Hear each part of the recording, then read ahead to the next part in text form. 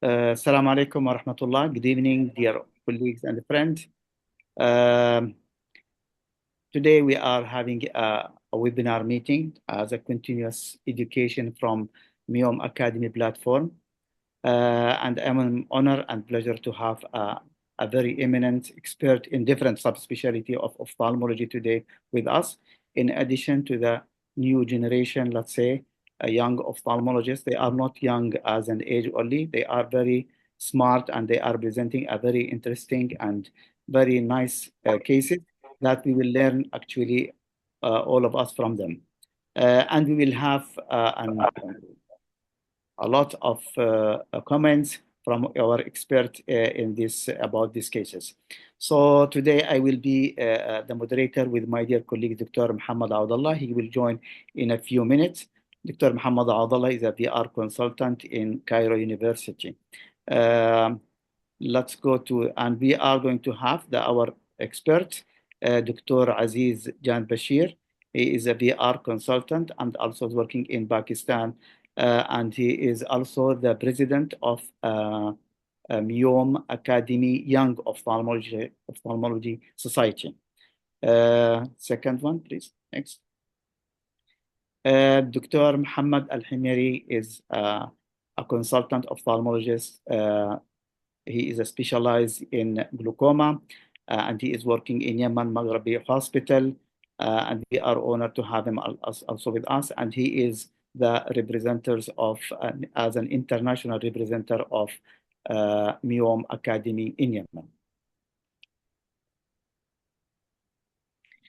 My dear friends and colleagues, Dr. Nicolas Labori, he is a well-known figure in ophthalmology in Georgia and worldwide, and he is a VR surgeon, and he is going to join us, and he is also one of the great speakers that he will join us in MEOM Academy.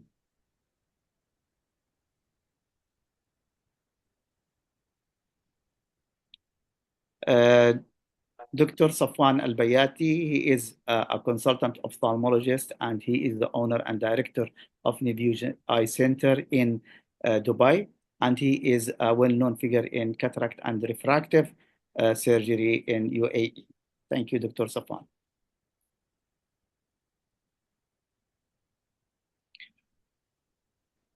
My dearest friend, Tatiana Abenzova, also is a well-known figure in VR surgery in Russia, in the Middle East, and now in Saudi Arabia. And he is my dearest friend, well known as an ophthalmologist and researcher in most of the time. She is joining us, and she is one of the international representative on MEOM Academy, International MEOM Academy representative. And she is also in the organizing committee of the MEOM Academy. Thank you, Tatiana, for being with us.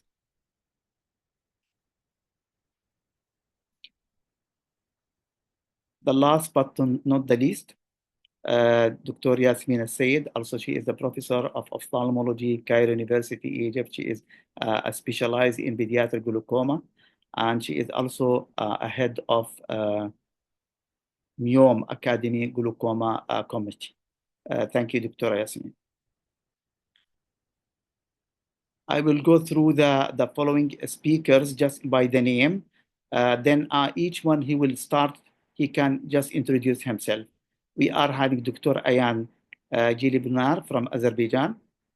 We are having Giorgio Aveliani, sorry if the missing pronunciation, you can correct me after that, from Georgia. Hajar Tarabulsi from Russia. Murat Bayaka Khadamov, I think, from Kazakhstan. We are having Barasana Venkatesh Ramesh is from India, and Taimur Ashraf Khan from Pakistan. So before we start, we will share this video together. Then we can start our first speakers. Abdullah, please.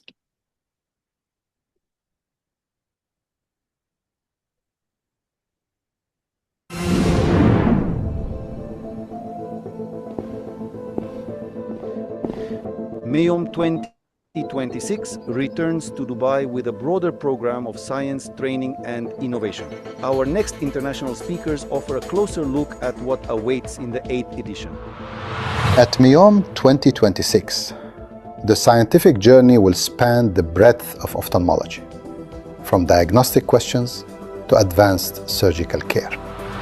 That journey will enter the operating theater with live procedures, revealing critical choices as they happen. Advanced courses and wet labs will turn expert guidance into practical skills that participants can apply with confidence. And for the first time in the Middle East, young ophthalmologists will have a full conference day created for their development. Alongside training, MEOM gives research a place to grow, bringing new findings and unanswered clinical questions into focus. Beyond the scientific program, the experience continues in the exhibition where participants can explore technologies shaping ophthalmic care. Across the meeting, doctors, trainees, optometrists, and allied professionals will experience ophthalmology from every angle. And this is only a glimpse of what awaits at MEOM 2026, with more international experts still to come. 8 editions of expertise. MEOM 2026, Eyes on the Future. Thank you. This is the third videos for our international expert and speakers in 8th MEOM conference. Now we will start our meeting, and we will have Dr. Aziz. He will bring the first speakers. Hello. Yeah, so the first speaker today is from Azerbaijan, and she is a very prominent figure in the young ophthalmologist community of Azerbaijan, and good physician, surgeon, Dr. Ayan Galbinur, and she'll be presenting her case, and then afterwards we'll have a clinical discussion on the case. Dr. Ayan, please.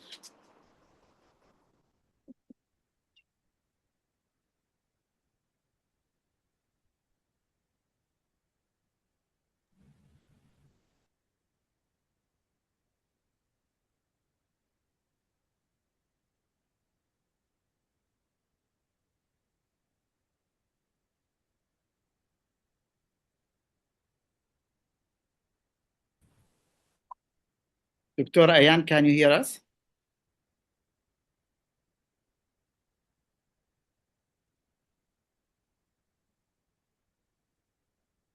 Dr. Ayan? Dr. Ayan, your screen is blank? Yes. Yes. Good evening. Good evening. Can you see? Yeah, you can see. We can see your Zoom. We can see your Zoom screen, but we are not able to see your presentation. Can you open your presentation? See? Can I continue? We are just seeing the Dr. Mohammed on the screen.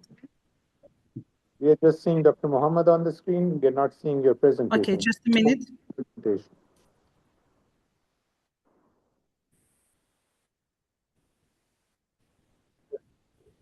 Now. Happen. Just a minute. What about now?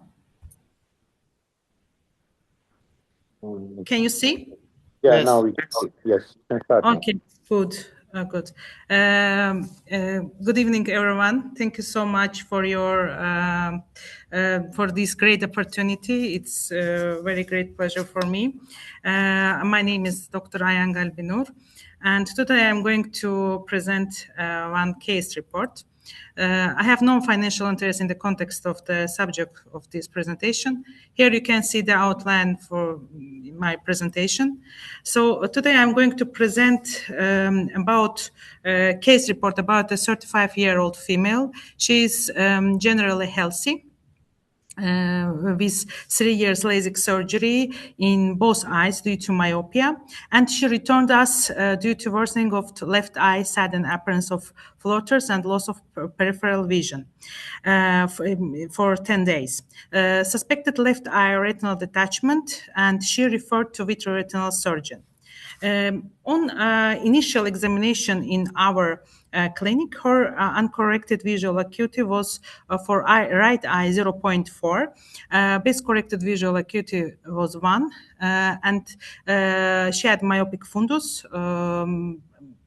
For left eye, her uncorrected visual acuity was 1, and for both eyes, intraocular pressure was normal. The anterior segment was within normal limits, and while the fundoscopic exam we showed myopic fundus for both eyes, and left eye with retinal tear associated with localized macula on supranasal ligmatogenous retinal detachment, right eye with previous laser coagulation, as you see, laser coagulation scar, and surgery was after 1 day after hospitalization, and she underwent pars plana vitrectomy surgery. Surgery was successfully done, and here you can see her fundus photography after 7 weeks of surgery, and the retina was successfully attached. OCT also shows the good result. For 2 weeks postoperative follow-up, according to presence of an intraocular gas bubble, uncorrected visual acuity of left eye dropped from 1 to 0.6, and after 4 weeks, it's weeks post-op follow-up, it's up to uncorrected visual acuity become from 0.6 to 0.8, and at the end of the 7 weeks, it's become to 1. And she denied any complaints in both eyes. She was happy. But now our question is LASIK and rigmatogenous retinal detachment. Cause or it's a coincidence myopia? Because as you know, after any type of refractive surgery, if patient got retinal detachment, they give us this question that why it's happened. It is who is fault? The patient, the surgeon's fault, or it's happened because of this surgery? For us, for this question, if we see the epidemiology, the pooled analysis found an overall risk of developing retinal detachment after LASIK and also PRK is 0.08%, and higher preoperative refractive error, patient age, especially older age, male gender were associated with an increased risk of retinal detachment. We also had one study, and this study was about, this study was designed to investigate the incidence of non-traumatic retinal detachment in the myopic eyes with LASIK in Azerbaijan. And we collected data from 2 medical facilities, a refractive surgery center and retinal center. It was a retrospective cohort study. Sorry, I should go too quickly. So we collect 1,856 patients who underwent LASIK surgery. And from there, only 4 eyes were identified with rigmatogenous retinal detachment.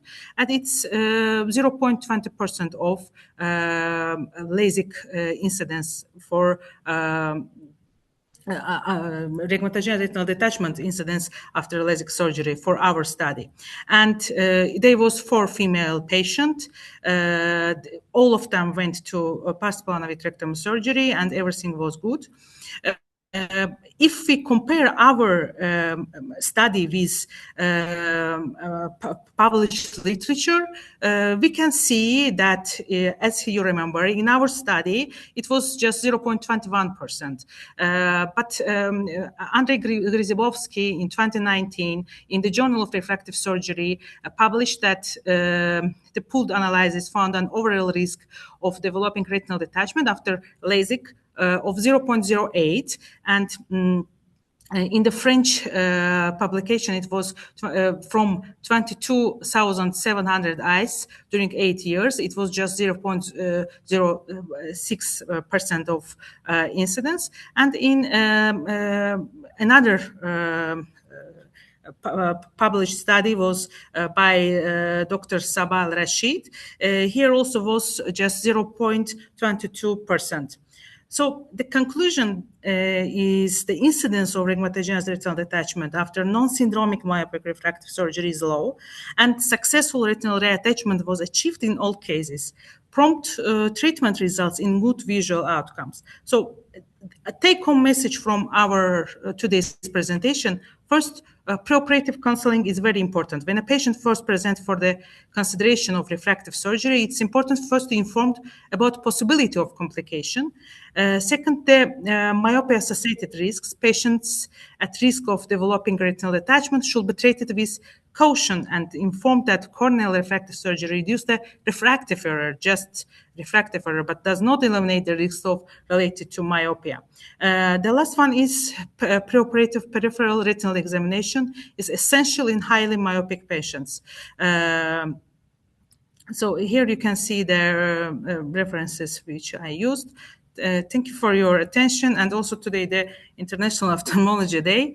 I would like to congratulate you also. Thank you for your opportunity. Thank you very much, Dr. Ayan, for this nice presentation and case report. Yeah, I am very sorry that because I couldn't see myself for that, it was a little bit hard. No problem. We are having a few minutes now for discussions. Dr. Muhammad Abdullah is here, Dr. Tatiana and Dr. Nicholas, they are surgeon and they are going to discuss this point and they ask any question. Dr. Muhammad. Thank you so much. Very interesting and very nice presentation. And thank you for your important reminder for all of us again. Can I ask about the timing between the LASIK and detachment? What interval? Yeah. Thank you, Dr. Tatiana, for your question and for your interest. It was just 3 years in my case. After 3 years, she got retinal detachment. But she had no trauma history. No trauma history. She's generally healthy, no diabetes, nothing. And I think this is the natural course of myopia. There is no strong connection. It was not within 1 week, 1 month. And to be honest, I've never faced these complications. What about colleagues? Nice presentation. I would like to see myopia. Was it low myopia, moderate myopia, high myopia? Sorry? Your voice is not interrupted. Can you? The connection is not good, probably. Oh, connection is not good. Nicholas, can you, until Dr. Muhammad correct the... Yeah, very interesting case. Thank you so much for presenting this. The 3 years probably is quite a long time. So during 3 years, many things may happen. I don't think that actually it was the LASIK and the vacuum suction powers that created the retinal break, most probably. But the most interesting thing is whether did they found while they operate the vitrectomy, the PVD was already existed or not. Most probably no, because it's a 35 years old patient. Another question is whether patient was phakic or not. Most probably he or she was phakic. Yes. Another thing is that it's quite young patient. That's why we always have to think about to preserve the lens. So it's very important because this lens may serve this patient for another 10 years at least.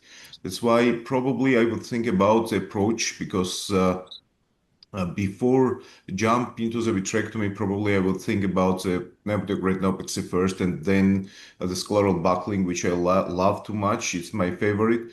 But still, the vitrectomy does very well in those cases. But when we go inside the eye, so except the phototoxicity, so we need to do the PVD, which is a trauma for the optic nerve. And the optic nerve is never the same when you do the vitrectomy. And if you compare, you have obviously the fundus photographies and you compare the optic nerve pallor before and after surgery. And you may find in most of these cases the difference because after the vitrectomy, usually it goes a little bit pale. But that's why to train, so thanks to MEOM Academy that they are taking such a big effort to train young ophthalmologists. That's why we have to all of us, we have to support some traditional old school approaches, which is losing now, unfortunately, because many training programs, they do not provide the scleral bucklings, and because it's a different thing. That's why I think so we need to discuss more such cases, just to choose whether which approach would be the best for this particular patient. I always ask myself, when I do the retinal detachment and when I see those patients in my practice, I always ask myself, if it was my eye, what I would have done here. Okay, so that's why in a long run also, it's not my only personal observation, but I do believe that in a long run, the rates of the redetachments after the vitrectomy, whatever you use, the silicone or the gas, the redetachments in a long run are much higher to compare after the buckle.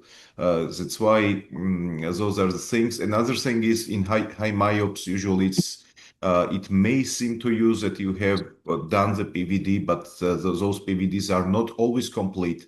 So you may leave some. Those patients are having some posterior hyaloid left and the posterior vitreous schisis, and if there is some layer of the vitreous over the macula, in a long run, it may give you the macular pucker as well. So those are the things which you have to take in your consideration before you decide for the retinal detachment, to choose the proper treatment. Thank you. Otherwise, the case was Thanks great. very much, Thank you Nicholas. so much. Thank you so much. Very Thank you. nice Thank and you. exploration for many points you have talked about. And maybe we'll have very fast, because we have many speakers, very fast, Dr. Aziz, then Dr. Muhammad. Good points by Dr. Nicholas. Nico. Yes. Nicholas and Dr. Tatiana, but I just wanted to comment on the other eye, because there was laser done in the other eye, and it was a bit discontinuous, I think. And it's if because we used to do a 360-degree laser in such eye in the past, but it's now limited to if there is a predisposing area, a hole, a tear, or something like that, we just do that. And we have largely stopped doing a 360-degree laser. And even if we do it, it should be continuous, in my opinion, because it has to have that effect, a protective effect, because we're not doing PRP, we are just making sort of a fencing of the central, more important retina. And secondly, I would, since the time is not too much, if Dr. Nicola could elaborate on what his practice is regarding the prophylactic lasers done in eyes which are at risk for detachments. Thank you, Dr. Aziz. Dr. Muhammad, final. Can you hear me now? Can you hear me? Dr. Muhammad, still the voice is not clear. I don't know why. Yes, sound Can is you not switch clear, to Muhammad. iPhone? Can you switch from laptop to phone? Maybe it would be better. It's not. It's still interrupted. Can you try to connect through the mobile? Maybe it will be better. I don't know. As maybe. Anyway, I just one thing I want to comment about this case. This very nice and interesting case, but there is one point we need to learn from this one. What is the time that we can say this retinal detachment is related to the surgical intervention? I don't think after 3 years even. It shouldn't be. It should be within 1 month, maximum to 3 months. I don't know if all agree about this point or not. Dr. Nicholas, Dr. Aziz, Dr. Tatiana, or Dr. Yasmin. I think Muhammad it's more of the when you apply the suction during LASIK. Theoretically, you can induce a PVD, or you can, because of the changes in intraocular pressure, if it suddenly rises, then it drops. And theoretically speaking, it might induce a PVD, or if there is predisposing area in the retina, it might cause problems. But generally, the research that has been done into this subject, the chances are almost equal in refractive surgery done eye versus non-refractive eye. So I don't think it's much of a, but theoretically speaking, yes. And if you comment on that point, then I think it should be in the initial few, maybe a month, because if there is a PVD if the PVD has happened, then it should be the initial few days maximum. I don't think it should not be beyond a month, in my opinion, if it is going to be because of that. Anyway, thank you very much. I Dr. will Mohammed, advise one comment. One Yes. comment only for that. Okay, Dr. Safwan, give me there's a 1 study- second. Just please, can you start do evaluation? Okay, Dr. Safwan, go ahead. The study that compared between the PRK and the LASIK. So just comment on the suction. They found that it's almost equal. So I think that the patient with the tension or opening the eye, something related, because if we are considering that the suction of the LASIK can create, so why in PRK it has the almost the same value, and that's been discussed a lot. Anyway, in my opinion, is that especially high myopic patient that's been not been examined, the tension and the procedure. If we are considering that the refractive surgery is the procedure, not the cataract surgery. In the cataract surgery, definitely the full physiological and the we action are is the discussing, same. Dr. Safwan, we are discussing a case with refractive surgery, and after that get retinal detachment, but high myop. But Can we are can you hear me now, Dr. Muhammad? Yes, Dr. Muhammad, yes. You have 1 minute, because this case it take more than 15 minutes. It should be take only 10 minutes. Anyway, last 1 minute. Yes, it's a nice case. I just wanted to highlight that number one, before doing any refractive surgery, even LASIK or PRK, we should get the patient get a full retinal examination, because most of the retinal detachments that occur after LASIK or PRK usually due to immense tears and breaks in such patients. This is number one. Dr. Safwan mentioned this one, yes. As for the study, it's a nice study, but also I want to see the categories: low myopia, moderate myopia, high myopia, and what is the incidence of retinal detachment with each of this. Third, most of the studies long ago proved that the suction does not by any means increase the risk of retinal detachment. This is according I do agree, to Muhammad. so many studies has done. And for lastly, excluding trauma also is a nice, because in most cases, those patients who are doing refractive surgery and they are exposed to trauma during sport, we prefer to do like smile without flap or something like this. So it's a nice case. Thank you for sharing. Thank you very much. Rubbing also is one of the important things. Rubbing after the surgery, after refractive, it can be one of the causes for the retinal detachment. So we need to ask our patient not to rub the eyes. That's one of the important things. Exactly. Okay, just briefly, I will tell. Very fast, yes, I would like to tell thank you to all great mentors, professors for their notes. Just I want to mention one thing, that as Dr. Mohammed Avadallah mentioned, our research goal is to give a message to refractive surgeons that they should work always together with retinal surgeons, and they should go their ideas also, like the full examination and everything. Like this is the important thing. And also, thank you so much. But we are taking too much time. So can you move to the second speaker, Dr. Aziz, who is going to be the second one? So the next speaker is Dr. Georgi Avaliani from Georgia. So Dr. Georgi, over to you. Hello. Now I will share my screen.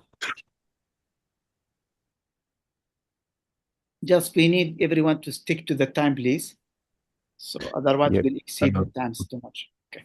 Thank you. Please, can someone confirm that my slides are visible? Yes, slide is there. Please go ahead. Yeah, you can hear me clearly. Okay. Good evening, colleagues. I'm Georgi Avaliani, an ophthalmology resident from Chichua Medical Center, Mazeira, from Georgia. It's a pleasure to be here, and I would like to thank MEOM Academy for the opportunity to present the challenging cataract case Today, I will share our experience managing a patient with previous myopic LASIK and pseudoexfoliation syndrome who desired to complete spectacle independence. This case highlights the complexity of IOL selection, power calculation, and surgical planning in the presence of altered corneal optics. Recent advances in the intraocular lens technology, focal, diffractive, multifocal design, powerful range of focus stick represents a near non-diffractive approach aiming to provide continuous functional range of vision while maintaining the image quality. In a patient with altered corneal optics following myopic LASIK, this raised an important question. Could this optical concept offer an advantage over traditional multifocal lenses?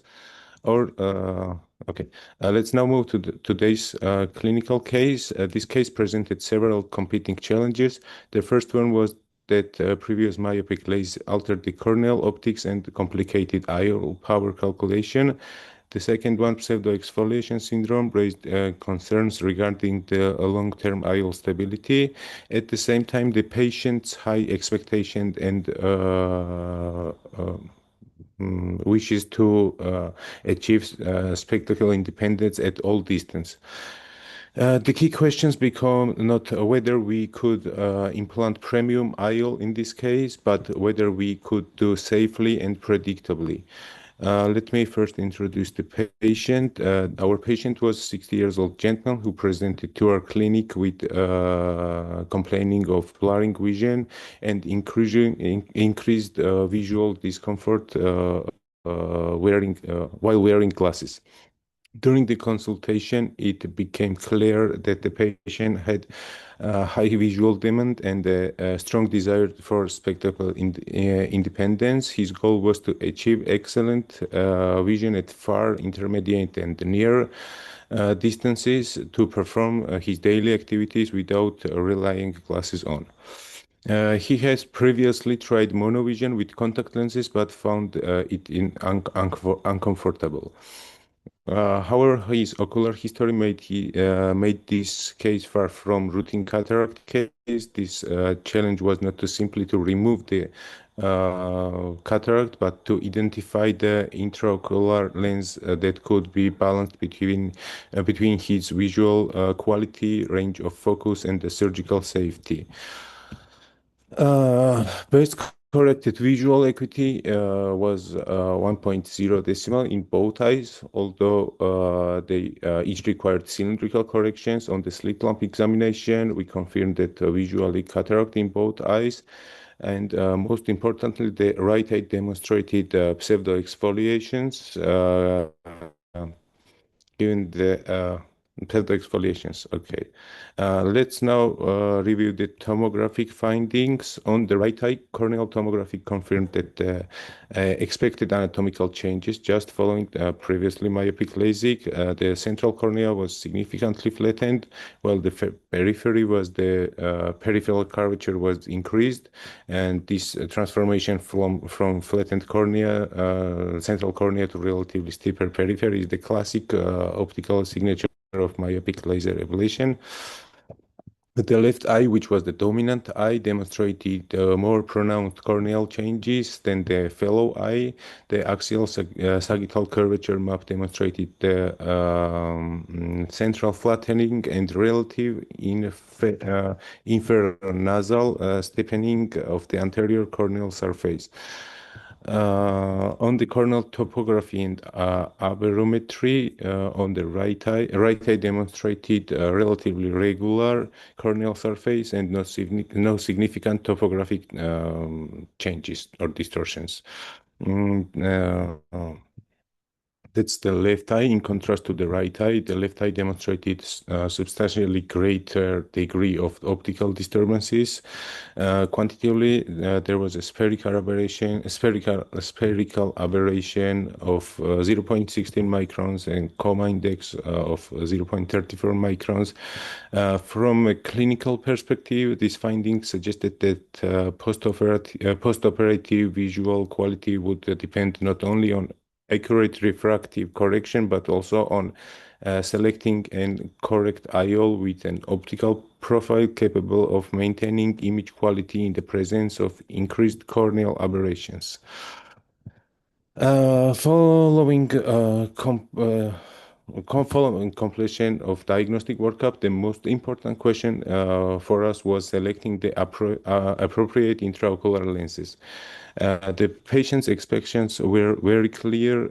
He wished to achieve spectacle independence for all distance, and that was making a monofocal IOL unlikely to meet his visual goals. However, implantation of conventional diffractive trifocal lenses also raised significant concerns, and the halos was the reason. After careful evaluation, the anatomical findings, optical analysis, and the patient's expectations, we considered that Ray-Bans Galaxy to provide the most appropriate balance between functional range of vision and optical quality, between the functional range of vision and the optical quality. The second major challenge was to involve IOL power calculation. Multiple modern post-refractive formulas were evaluated, and they demonstrated clinically relevant differences in the predicted IOL power. You can see there. Considering the patient's previous LASIK surgery and our surgeons. Already the time is finished. Can you conclude? Please go to the last. Okay, no, I will conclude with the surgery. Just 2 slides. Surgery was performed sequentially, beginning with the right eye. During the surgery, extensonular dialysis appeared, and to improve the capsular bag stability and support long-term IOL stabilization, capsular tension ring was implanted with 9.5 diopters of non-toric Ray-Ban Galaxy intraocular lenses, and 2 weeks later, on the left eye, surgery was also performed. There was implanted 20 diopters Ray-Ban Galaxy, but toric with plus 2.25 diopters of cylinder. Both surgeries were completed successfully without intraoperative complications. And 1 week post-operative outcome was 1.0 in both eyes, J1 uncorrected near vision. 4-week stability. After 4-week checkup, everything was perfect. And the patient, if it's possible, I would like to conclude by sharing the patient's own perspective to outcome in this video. Sorry. Can I start the video? Yes. It just Hi. So I was offered monovision, where one eye sees close and the other sees far, and I experimented with some contacts that replicated that view, and I was unable to tolerate it, and just didn't seem right for me. So I got the Rayner Galaxy One lenses put in, and it's only a week and a half after the first eye and only a couple days after the second eye surgery, and I can see both far and close now. I've thrown away my reading glasses. What about your night vision? Any halos? No, I have no halos, no issues at night at all with lights. The vision's, fine at night. Yeah. Thank you very much, George. Thank you for attention. Safwan, if you want to comment, please. Yeah. First of all, it's an excellent presentation. Thank you very much for you. And the second thing is that the important point that you mentioned is the high order abrasions. So when we decide to choose a lens post-refractive surgery, is the main key for success in this is 2 important things. First is the high order abrasions. But the point that you didn't mention in this high order abrasions is that which optical zone that you used. Usually in those, we are using optical zone of 5. That's very important point. Second is the biometry. Here, we need to have the high sophisticated biometry that depend on the OCT assessment in a way that it gives the good measurement for the post-refractive that assess the posterior corneal power. It means that the total corneal power. Third, when we are deciding now, when we decide that this patient is candidate because the higher derivations as a total lower than 0.5 means that the comma is lower than, in my opinion, the comma is the lower than 0.5, even if the total was a little bit higher than 0.5, but the comma should be lower than 0.5, then I will go ahead and choose the lens.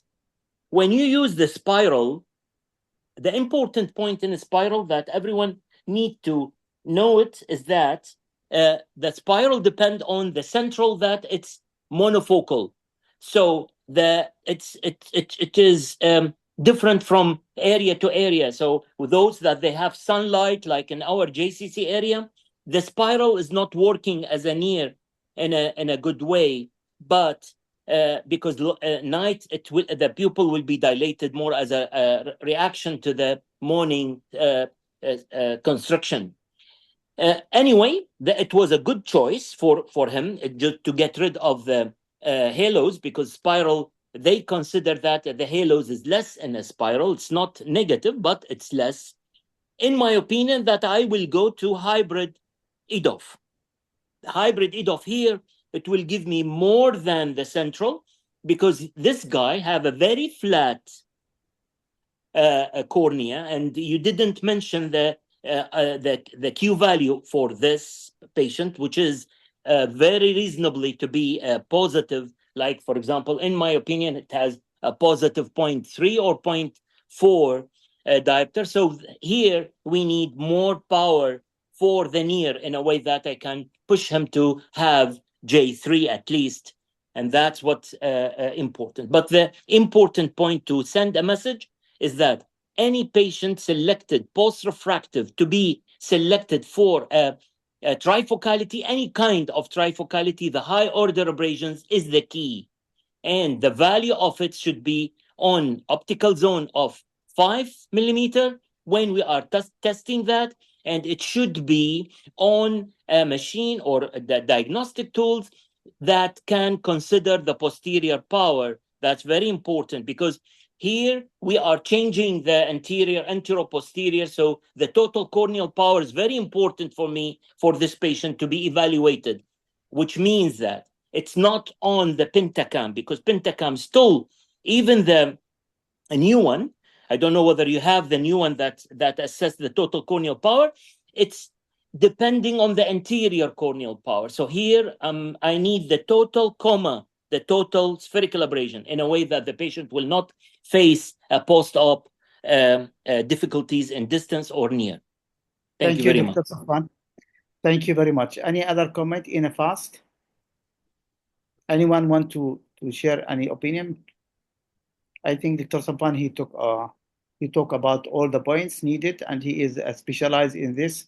So can I add one thing? Much. Yeah, please, very fast in 30 seconds. We also discussed EDOF as an alternative option with this patient, but he preferred not to proceed with it because his priority was to achieve. No. What I mean is EDOF hybrid is not EDOF. EDOF is the pure EDOF. It gives only +1. I mean EDOF hybrid. That is, for example, a lens that can give him a +3 on the cornea, so 2.5 on the lens base. Spiral is the same. Spiral, it gives a +3 on the cornea, 2.5 on the lens base. So it's the same, but the concept of the physical or physics, it's different. Here it's a spiral apodizing. There it's a different. The central is the negative spherical abrasion, plus the refractive base. So here he will get much better because the Q value of it is in plus. Okay, anyway, thank you very much, Dr. Safwan. Thank you very much. We can move to the next. So we can start the evaluation, and please, and we can go to the third speaker. I'm also asking all the speakers to give in a 5-minute presentation as we ask. Giorgio, he took more than 8 minutes. Anyway, let's go to the third one, Dr. Aziz. Yeah, so the next speaker is Dr. Hajar Trabelsi from Russia. Dr. Hajar.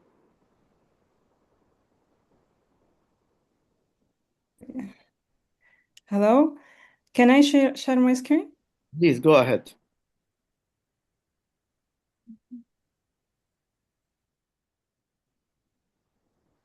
Do you see my screen? Yes. Okay. Good evening, everyone. I'm Dr. Hajar Trabelsi, a first-year postgraduate student at Pirogov Russian National Research Medical University. Before I start my presentation, I would like to express my sincere gratitude to Dr. Mohamed Lamri, Dr. Tatiana Vanesova, and all the organizing committee for giving me this opportunity. And what a perfect day to be here.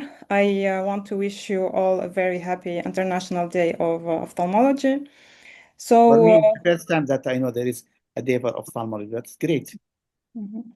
For over the next 5 minutes, I want to challenge how we think about AMD, specifically why it may be telling us something important, not just about the eye, but about the brain and the cardiovascular system. AMD affects over 200 million people globally, projected to reach 300 million by 2040. Stroke remains the second leading cause of death globally, with nearly 10 million new cases every year. What connects these two epidemics is patients with late AMD have a 332-fold increased adjusted odds ratio for cerebrovascular disease. That is not a subtle statistical association. It is a clinically meaningful signal that deserves our full attention. The National Health and Nutrition Examination Survey cohort with over 5,000 adults shows a clear dose response pattern.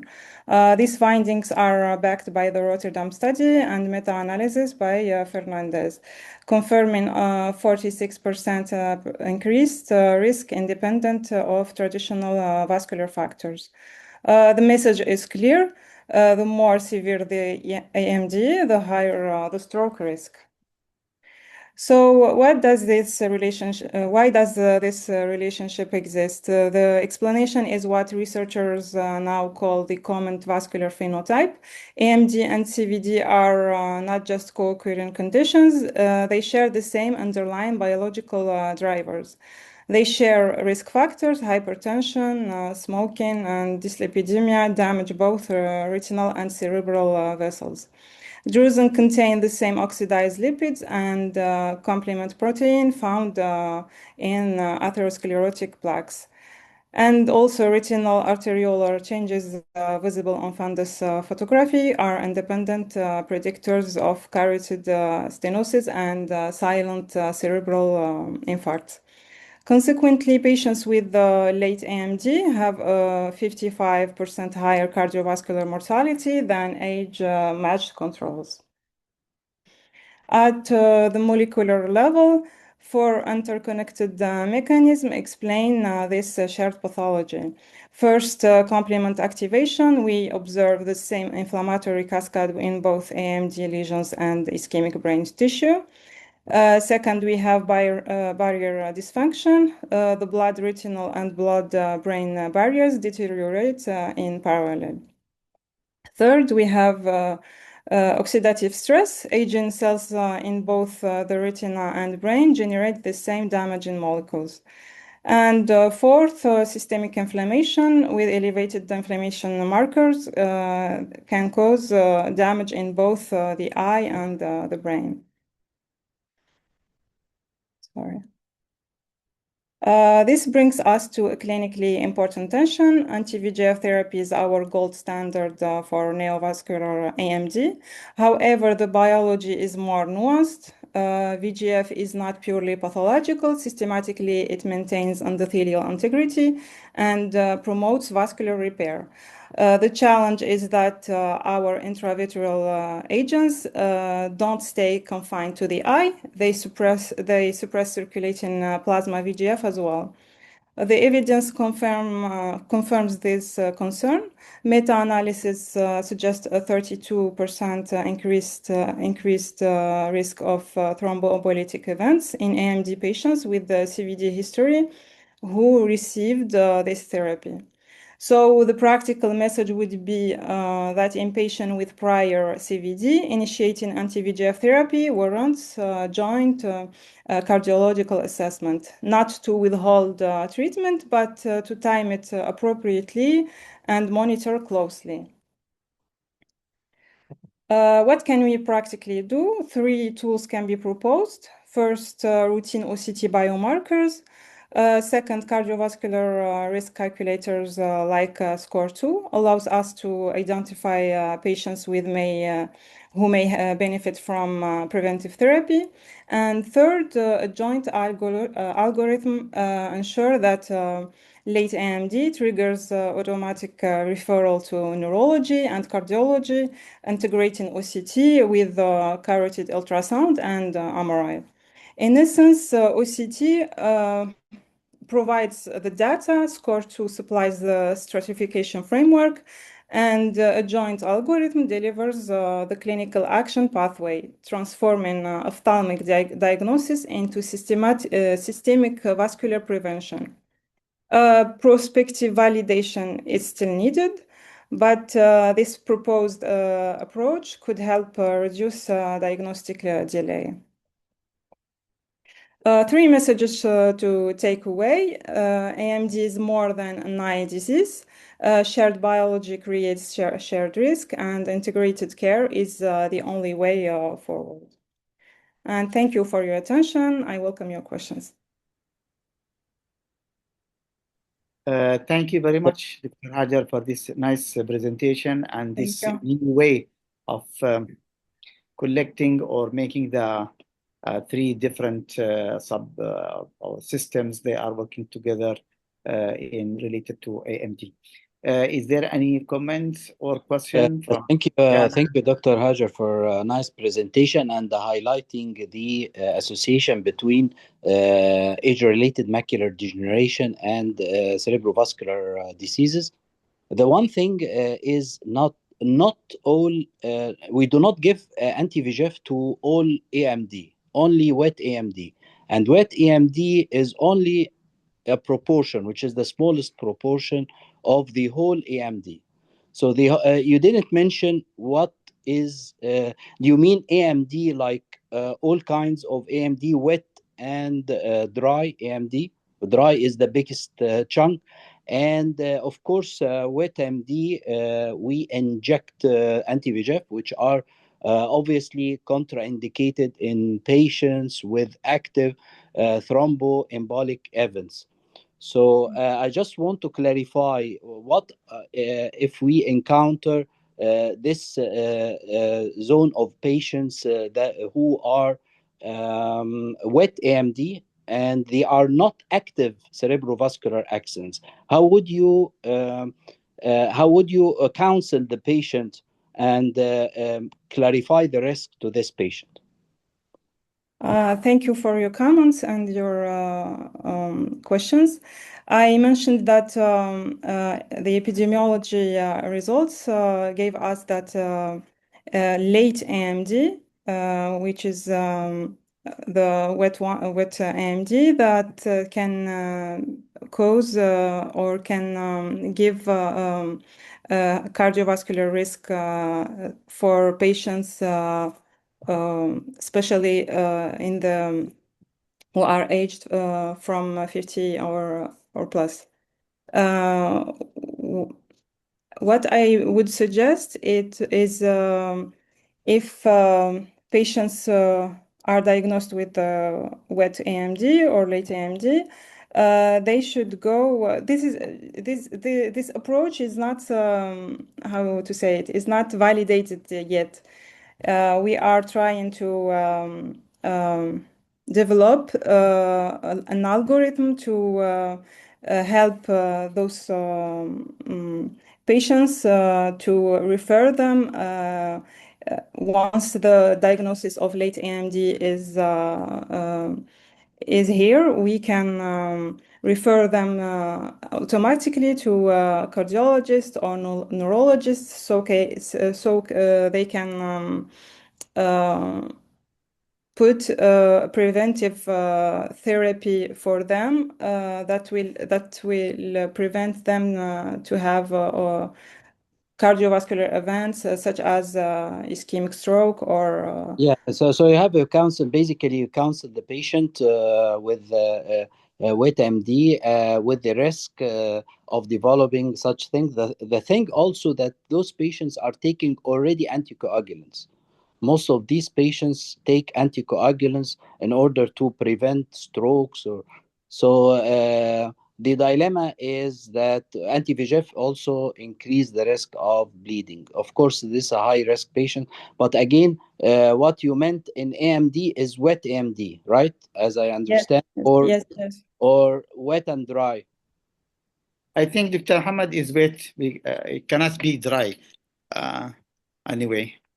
Because also advanced dry AMD is associated also with some cerebrovascular risks and things like this. Okay, Dr. Tatiana. Yeah, thank you so much for your beautiful review and very important topic. Can I ask, as you're starting to explain us your role, contribution to this research, what do you mean late? Is it geographic also atrophy for dry AMD late, or it's late of like scar presentation after wet degeneration? I meant by late geographic and wet AMD because they have the similar physiopathological pathways. In the literature that we reviewed, we found a lot of studies that mentioned this problem of the cardio or common cardiovascular phenotype. Thank you so much. Can you clarify your own contribution in this research? Thank you. Thank you for the interest to this subject, and thank you for your questions. Yes, if I may, I would like to share our preliminary findings at our current stage. May I share screen again because I prepared I need slide. only 1 minute. We have 1 minute only. Okay, so yes, some early data. Is it working? Just share. Can you share? Okay. Just I want to ask also, please, all the experts to evaluate, if anyone not yet. So beyond the epidemiological evidence presented today, we are conducting a retrospective match case control study to investigate this association at an institutional Can you share level. with us only the result, please? Only the Yes, findings. we are analyzing data from electronic medical records of over 17,000 patients with documented ischemic stroke. Among this cohort, over 200 patients carry a confirmed diagnosis of AMD across its various stages. Our objective is to assess whether a documented diagnosis of AMD is independently associated with an increased risk factor of stroke in patients aged 50 years and older, and after, of course, a rigorous adjustment of for conventional cardiovascular risk factor. I hope next year that I will be able to publish and present Thank our you very much, Dr. original data. Thank you. Thank you. Okay, can we move to the next speaker, please?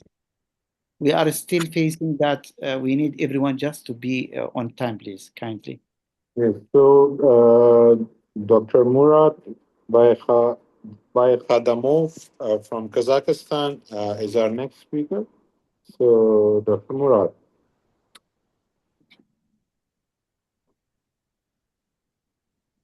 Good evening, all. Can you hear me? Yeah, yes. Please go ahead. Here you can see your screen. You can start your presentation. First of all, I'd like to thank for the opportunity to present my clinical case today. I'd like to share a familial case of neurofibromatosis type 1, NF1, recognized during routine ophthalmic examination. This case reminds us that the eye can be the first clue to the inherited multisystemic disorder. Now I'd like to briefly discuss the background and the epidemiology of NF1 is one of the most common autosomal dominant genetic disorders, and half of all cases are inherited from an affected parent, while the other half results from the de novo mutations. This means that the affected individual may be the first person in the family to have NF1. And NF1 affects males and females equally and occurs across all ethnic and racial groups. One particularly important point is that nearly half of patients have no family history of NF1. These cases are usually explained by a new or de novo mutation occurring in the NF1 gene. In fact, the NF1 gene has a very high spontaneous mutation rate, which helps explain why NF1 continues to occur relatively frequently in the population despite being an autosomal dominant disorder.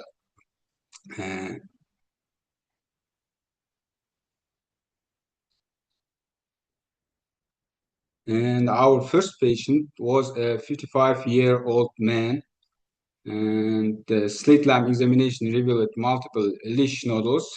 Physical examination demonstrated multiple cutaneous neurofibromas and the caffeolite macules, strongly supporting the diagnosis of NF1. The patient's 10-year-old daughter also demonstrated leash nodules and the caffeolite macules. The positive family history confirmed a familial NF1 and illustrated the age-dependent progression of the disease. And the discussion, the neurofibromatosis type 1 is also known as von Reckling-Gausen disease, is a familial presentation of NF1 involving two generations, a 55-year-old father and his 10-year-old daughter. The absence of the optic pathway glioma does not include the NF1. Consequently, normal neuroimaging should never discourage clinicians from considering the diagnosis when other characteristic features are present. In pediatric patients, leash nodules may appear later. Nevertheless, this case demonstrates that leash nodules may already be detectable in childhood, emphasizing the importance of multicutaneous anterior segment examination even in young patients with pigmentary skin lesions or a positive family history. Every patient with leash nodules deserves systemic assessment, family screening, and a referral for multidisciplinary management and the genetic counseling. Careful slit lamp examination can reveal much more than and accurate findings. Recognizing leash nodules may lead to diagnosis of hereditary multisystem disease affecting an entire family. Every iris tells a story. Sometimes it tells the story of hereditary disease. Thank you very much for your attention. I'll be happy to answer questions. Very nice, Dr. Murad. This case, excellent presentation, and for the first time in this meeting, on time you finish. Thank you very much. I will keep Dr. Muhammad, and we need also Dr. Yasmin. I think we need to, and Dr. Muhammad Al-Himyari, if there is some relation with this in glaucoma or something like that or not. Thank you, Dr. Murat, for nice cases. What are the complications you found in such cases in the eye, in both apart from the signs of neurofibromatosis, any complications of the disease in the eye in both father and daughter? Nowadays, it's 1 year I'm following up these patients. There is no complication, but the very common, the very possible complication is optic nerve glioma, and we do the optic nerve MRI each year.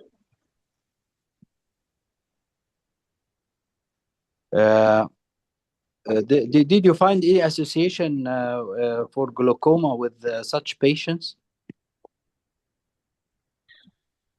Not yet. The IOP is still is normal, stays no glaucoma symptoms, and we do OCT and OCT of optic nerve, but there is no any changes still now. So basically, the most important thing in those patients is as you have mentioned, is to assess these patients with several other subspecialties or specialties like internal medicine, endocrinology, neurosurgical physicians, surgeons, in order to exclude other tumors or other associations in the body. Dr. Murad, thank you very much for this nice presentation. I think neurofibromatosis type 1 does not cause glaucoma unless there is plexiform neurofibroma on the eyelid. So if plexiform neurofibroma is there, so glaucoma may happen as a secondary glaucoma because of neurofibromatosis. Otherwise, I don't think that the neurofibromatosis type 1 will cause glaucoma. We need also Dr. Yasmin to comment on this. Yes, I totally agree, Dr. Muhammad. It's always prudent because we're sometimes not sure what type of neurofibromatosis to check, of course, the intraocular pressure like we do for all patients. These can have a plexiform neurofibroma. They also have an associated angle anomaly in neurofibromatosis patients. And so it's always prudent to check for glaucomatous optic neuropathy and intraocular pressure, which I'm sure Dr. Murad did in his very beautiful presentation as he showed. Thank you. In general, that neurofibroma need, generalize this checkup systemically and locally in ophthalmology also for all, for everything in the eye. Okay, great. Thank you very much. I think we can move to the other presenter right now. Yes. No much to discuss regarding this case. Dr. Aziz Bashir. Yeah. So the next presenter is Dr. Prasanna. He's the Vice President of the Young Ophthalmologist Society of India, recently elected, and he'll be presenting his next case. Dr. Prasanna. Thank you, sir, for the kind introduction. And yeah, it was a wonderful, wonderful evening. As we start, I'm just going to share my screen. Yes, hope my screen is visible now. Yeah. Yes. Yeah. Thank you, Aziz sir, and the whole MEOM team for having me here. I'm going to talk on for the next 3 to 4 minutes managing a pigment dispersion glaucoma in a bilateral ICL implantation in eye myopia. Again, thanks to the whole MEOM team, especially Aziz sir, as well as the president of MEOM Academy for having me here, Dr. Mohammed Al Amri sir. And let's start the case. So this is a case that I'm going to present. The history of the case is as follows. 24-year-old male, phakic ICL surgery was done elsewhere. And when the patient presented to me, he was with defective, of course, before he presented to me, he had defective vision in day 10. And obviously the patient was unhappy. So the signs and symptoms were defective vision, corneal edema, and the IOP was 24 millimeters of mercury despite maximum medical therapy, and the patient was diagnosed with secondary angle closure glaucoma, and he was advised PI, peripheral iridectomy, citing the pupillary block mechanism following ICL implantation. So the peripheral iridectomy was also done, and still the signs and symptoms persisted. The corneal edema was the same, the vision was defective, and the IOP was 24 millimeters still, and the provisional diagnosis was still secondary angle closure glaucoma, and the patient was on maximum tolerable anti-glaucoma medication therapy. So finally, when the patient presented to us, that is before, he was advised ICL explantation, and that's when he came to us for a second opinion. And obviously, you can see he's unhappy. So this is where we started our examination. And the left eye, you can see the surgical PI was done in additional to the ICL surgery in both the eyes. And the pupils were 7 mm and dilated. And the anti-segment examination also revealed the intraocular pressure to be 24 in the left eye with normal pressures in the right eye. So the ICL was well placed with a patent opening in the center, and there were few pigment dispersed. Deep anterior chamber was noted, and the anterior segment OCT was also done in all the segments, which also showed that the chamber is deep. And the ICL vaulting was also checked, and that also showed that the vaulting was also good. The anterior chamber biometry was done, and the AC depth was also normal between both eyes, 3.61, 3.58. Aqueous depth was also fine. So everything looked okay. And the gonioscopy in the left eye was slightly more pigmented compared to the gonioscopy in the right eye. And the re-diagnosis from secondary angle closure to secondary open angle glaucoma was made. And you can see how it was made. Slit lamp examination, deep anterior chamber with the patent eyes opening in the ICL, the pigmentation on the gonioscopy and the ASOCT. So adding all the three, we diagnosed it from angle closure to open angle glaucoma.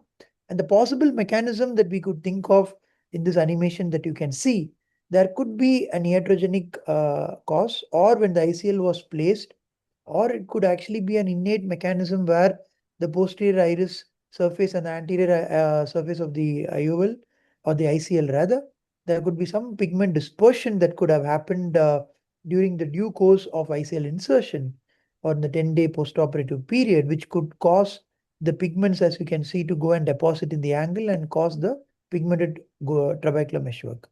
So the treatment options were very simple. Either the patient is already on maximum AGM and not able to reduce IOP, and ICL explantation was also, patient was not willing due to cosmetic reasons.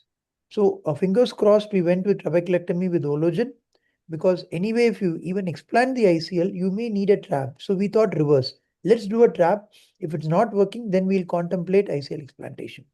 Trabeculectomy with Ologen was done. And why trap seemed to be a better option than ICL explantation is the patient had bilateral high myopia and unilateral ICL explantation with result in anisometropia. Despite the ICL explantation, the trabecular meshwork may not recover. So the surgery was done, and you can see the post-op day 7, 18, post-op 2 weeks, 12, 30th day 17, post-op day 2 it was 14, vision of 6.6, then 5-year follow-up. Now the patient is under 7 years of follow-up. IOP still holding in low teens with the vision 6.6. This is a recent slit lamp photograph of the patient with the surgical PA also seen. Laser PA was also done before he presented to us 7 years back when he had the 10-day of post-op issue. Chamber is nice and deep. Ostium of the trab is well patent. Bleb is healthy and functioning. Fundus looks pretty normal. Visual fields and OCT are holding good with a slight amount of, localized defect which happened in the early days, but it's holding on good. So summary, the 24-year-old male with high myopia underwent bilateral ICL implantation and presented with defective vision and high IOP. It was actually a case which the patient told that the examination of gonioscope which we did was actually not done. So he was misdiagnosed as angle closure despite patent PI. So we revealed gonioscopy when done. The second opinion revealed open angles with heavy pigment conforming the PDS related secondary open angle glaucoma. Trab with Ologen was chosen over ICL explantation to avoid anisometropia and to preserve refractory goal, and it worked. And literature also has reported few cases like these, which has been managed similarly. So we have multiple investigations like, in our armamentarium, high-tech gadgets are available today, but all it takes is a simple gonioscopy, which will actually help you in understanding the disease better when you are a glaucomatologist. So gonioscopy may not be our flashy hero, but it's always our silent guardian, a watchful protector, and a dark knight in our clinical practice. Thank you once again for this opportunity where I got a chance to share this very interesting case of mine, which really understand how basics holds the key in terms of clinics and surgery in ophthalmology. Thank you. Thank you, Dr. Prasanna, very much for a very nice and intriguing indeed case. And I would invite Dr. Yasmin to comment on this case. Is it common to have secondary pigmented glaucoma following ICL, Dr. Yasmin? Well, Dr. Mohammed, I would first like to thank Dr. Prasad for the very wonderful presentation and for the very important take-home message, because we glaucoma surgeons, we see a lot of patients misdiagnosed at different types of glaucomas just for the simple reason that they didn't have a gonioscopy. So this patient was completely wrongly managed from the start because no one did gonioscopy for them, or at least even an anterior segment OCT. Which can reveal some of the data, but not all. So you will not be able to spot pigmentation with anterior segment OCT, but at least exclude the possibility of angle closure. And I mean, for doing a PI without being supported by a document showing angle closure in this patient is really a very important take-home message here. So gonioscopy is crucial. Patients with ICL can develop glaucoma for several reasons, and it could be a combination of these reasons. So we should not be jumping to the conclusion that this is an angle closure. It could be a pigmentation. It could be an original pigment dispersion. Remember, these patients are already myopic young patients. Many of them already have pigment dispersion. It could be a steroid response, and you'll be surprised that some patients develop steroid response in one eye, although they've used it in both eyes post-operatively, but it could be that they've used a different type of steroid or used it for a longer time. So it's very important to establish the cause here to be able to treat the patient properly. Pigmentation does happen after ICL implantation, not always as a cause for glaucoma. Most of them would probably have originally a pigmentary pathology to start with, but it could be the reason single-handedly in this patient in particular. Another thing, it could be the iridotomy itself. If it was too traumatic, they've attempted for several shots. This indeed can induce even more pigmentation and make it even worse, the glaucoma. Thank you, Dr. Yasmin. Also, I would, Dr. Yari. One more comment. Actually, I totally agree with Dr. Yasmin. And all patients with ICL should be undergoing, glaucoma workup before the surgery. And this case, if it is pigmentary dispersion, I think it was like a pigmentary dispersion before the surgery itself. It will take time. It will not happen pigmentary dispersion immediately after the surgery and cause glaucoma. And different reasons of glaucoma for patients with ICL, as Dr. Yasmin said, starting from myopia itself, which is a risk factor of glaucoma, and also, ICL as a surgery and steroid used, especially, if we use steroid post the surgery. Angle closure happened if there is high fault of the lens, oversized lens. If it is oversized lens with high fault, then pupillary block may happen, and then angle closure will happen. If it is angle closure, then the management of this case to remove the ICL. But if it is open angle, pigment dispersion, and other causes of glaucoma, I think the best treatment is trabeculectomy. This is my opinion, and thank you for this nice presentation and nice case. Thank you. Thank you very much. I think we are having only we need to close the webinar by 10:30. So we have 6 minutes. So we need to go fast for our last speaker. And please do the evaluation as soon as possible. Can you move to the next speaker? So how to do the evaluation? Already you didn't do? No, we don't have any.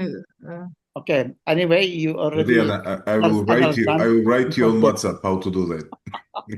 Okay. Okay, Dr. Taimur, now can please go ahead. Irfan from Pakistan.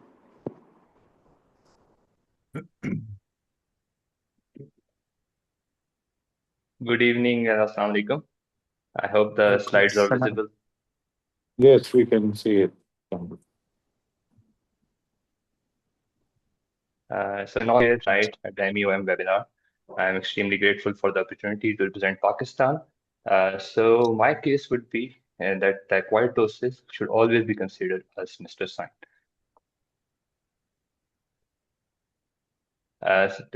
My aim of my presentation is to highlight the importance of early diagnosis and treatment of new onset doses in a young patient. So this shall be the sequence of my presentation. My patient, an 18-year-old male, resident of Punjab, Pakistan, presented to us on 20th September 2025 with the main complaints of drooping of left upper eyelid for past 10 days. He also experienced diplopia while driving motorcycle, and he was unable to concentrate on the road. He had new onset of left-sided ptosis 10 days back and was in usual state of health before that. He did not have any history of trauma, any headache, any difficulty in swallowing, or any other systemic history. His past medical, surgical, and ocular history was unremarkable. He was a non-addict and a non-smoker who belonged to a middle socioeconomic status. His systemic general physical examination was unremarkable with stable vital signs. His ocular examination revealed an unaided visual acuity of 20 by 20 in both eyes, an unremarkable anterior and posterior segment examination in the right eye, while the left anterior segment examination revealed severe ptosis of the left eye. The conjunctiva, however, was unremarkable. The cornea was clear, and the rest of the anterior and posterior segment examination was unremarkable. His marginal reflex distance, one of the left eye, was 0.5 millimeter, while palpebral fissure height was just 3.5 millimeter, although it was variable when measured on different occasions. The levator function was fine, it was 16 millimeter. The upper lid crease was present, and fatigability was marked at 20 seconds. There was marked underaction of superior rectus, and the Bell phenomena was good. I would like to share a video clip of the examination. So I performed the extraocular motility of the patient. You can see the visible ptosis of the left eye and the indirection of left superior rectus. The patient also experienced vertical diplopia on levo elevation. The ptosis is still visible in the left eye. So after the extraocular motility test, I performed an ice test, a 2-minute ice pack test.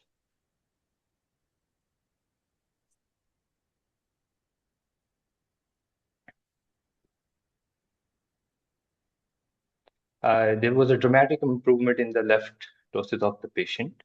After performing that 2-minute ice test, I performed a fatigability test, and it was positive for after just 20 seconds. I asked the patient to look in the up gaze and sustain it there. So as it would be evident in the video that the patient was slightly having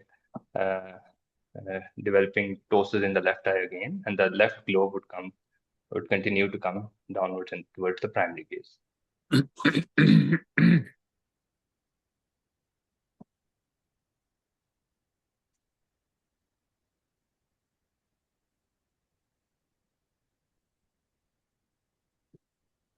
So this fatigability test was positive here.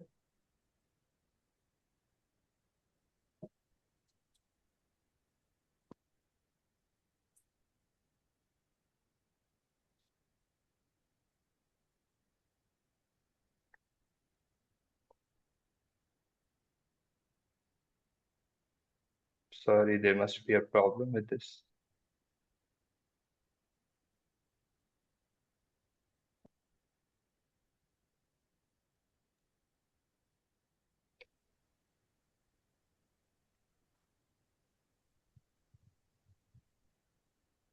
Dr. Taimur, are you there? Yeah, I'm there. Yes, I'm. So we need to conclude. This was before the 2-minute eyes test, and the patient had improvement in the doses after 2-minute eyes test. These were my differential diagnosis: ocular myasthenia, thyroid eye disease, and chronic external ophthalmoplegia.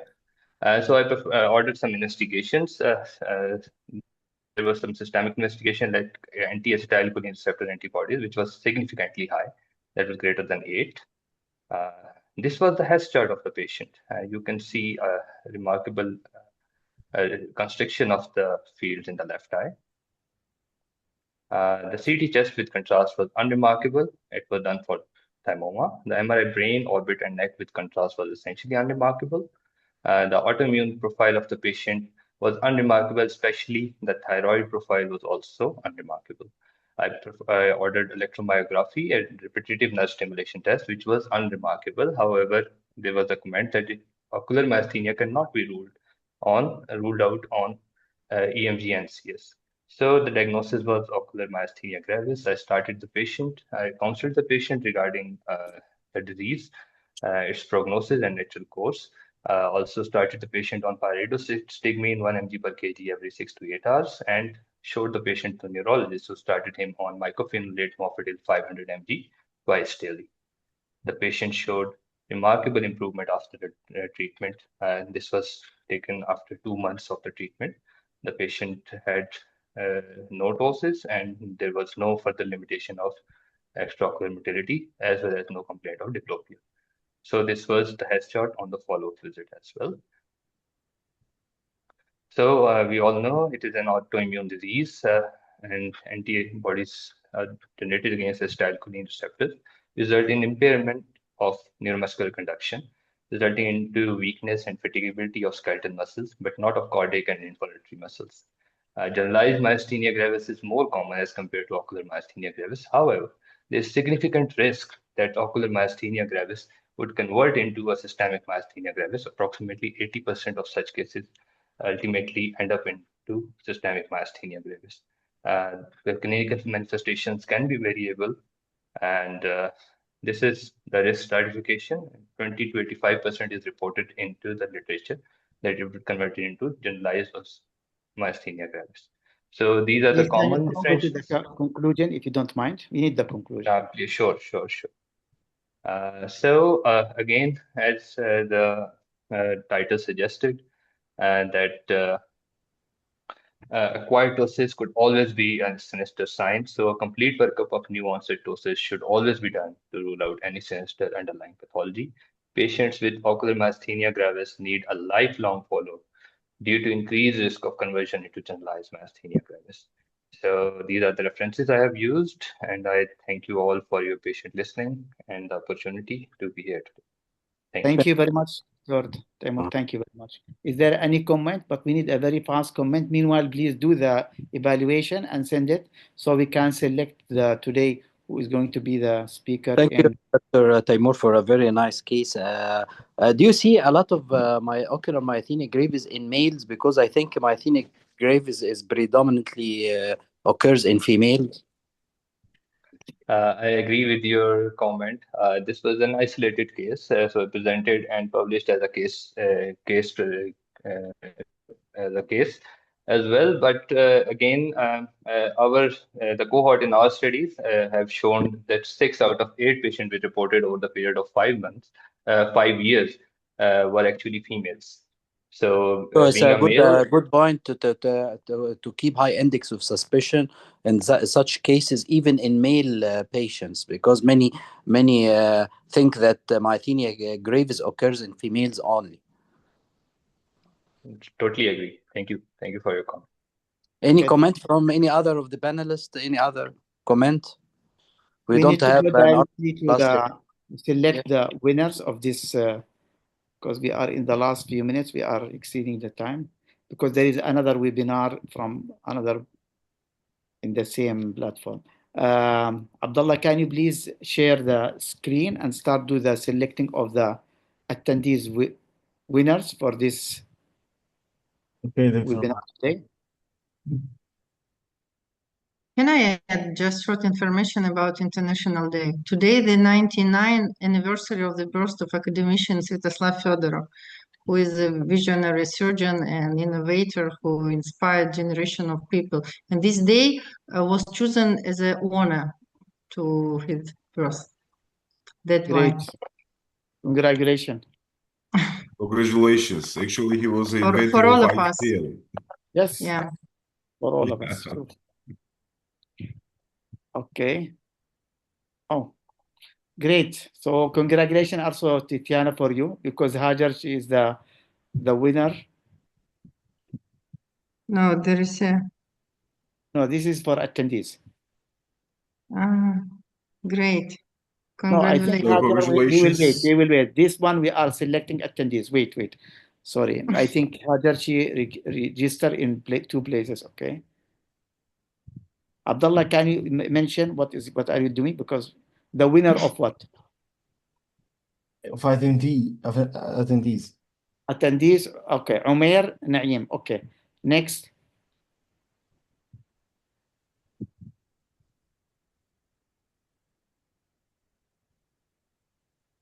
Okay. Umair Naeem. Baby John also get a free registration. Next. Congratulations, Baby John. We had no Baby John here, I guess. No, this is for attendees, Doctor, not Okay, attendees. I see. This also, we are selecting 3 attendees to get a free registration for 8 MEOM. And the winner from the speakers, they can get, he will be a presenter. He can be a presenter in the young ophthalmological sessions. Now we will select. Can you share the result? Not selecting, we are going to get the result according to your Muniba Zahra, also congratulations as an attendees. So let us go to who is the winner today in the speakers. And all of the speakers today, they can get a free registration even if they want to attend only the conference, okay? But the one who is going to win, he can present also during the conference. In addition to that, anyone who wants to present, we are also welcoming him. Okay. يلا عبد الله. حاضر يا دكتور. انا علشانك، انا ما عنديش مشكله، انت اللي ضاغط عليه بتقول لي يلا.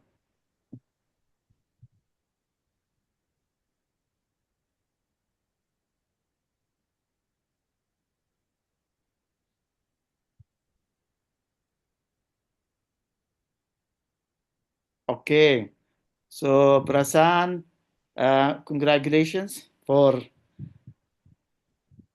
selected as the winner of this webinar meeting. Thank you. All the speakers are very nice, all of them excellent, but all the time there should be one who is going to be a winner. And all of you are welcome to be in the MEOM 8 MEOM conference. Aziz, he can share a message for all of you, inshallah, after the meeting. So thank you very much for this meeting. Thank you for the winner and all, as Dr. Muhammad said, all of the presenters are winner, all are nice presentations, and we wish you to see you next MEOM, inshallah. Thank you so much. Thank you very much. Congratulations for all. In September, another webinar meeting, inshallah. Thank you for all. Thank you so much. Thank you. Bye-bye. Thank you. Bye. Bye. Thank you so much. Thank you.